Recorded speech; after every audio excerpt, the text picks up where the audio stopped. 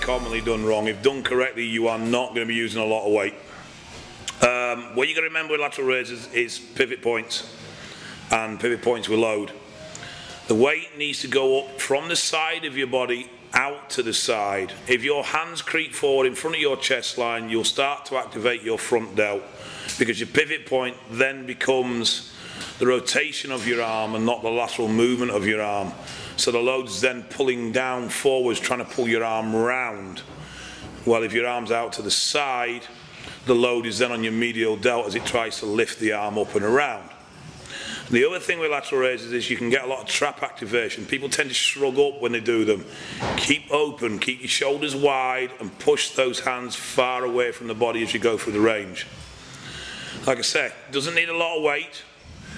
Now, many of you have heard of twisting your hand at the top of the movement. It's a simplified version. What you're actually trying to do is rotate your upper arm segment, your humerus. So the easiest way is to think about twisting your hand, but it's more about lifting your elbow, and that will fully contract the medial delt. Just to give you a sort of example, done correctly, you'll struggle to see most people going over 30-40 pounds. On a good day, with a little bit of knee activation, I can hit 60s, maybe even 70s, and I've got very strong shoulders. It's probably my strongest body part. So, like I said, don't be expecting big weights, but done right, they will make your shoulders wide as hell. Okay, lateral raise. So, stood up straight, chest up, shoulders back, dumbbell in each hand. And as I move up through the range, I start to twist. So when I'm at the top, my elbows are cocked upwards, and then return to the start.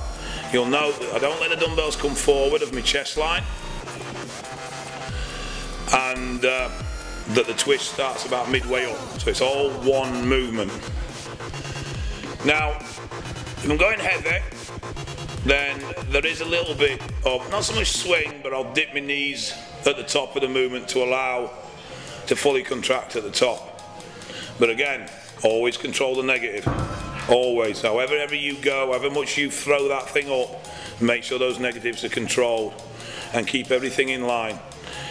In time, you should be able to develop the ability to actually pull from your shoulder. At first it'll be difficult, you won't be able to focus on it so much, but if you get into the movement and you start to feel the connection, then you'll find you'll literally be able to contract your medial delt willingly, and it won't be a case of lifting dumbbells up with your hands, it will be a case of your shoulder pulling your arm up. It takes a while to get there, to get that sort of control, but when you do these exercises, this exercise will hit your delts like no tomorrow.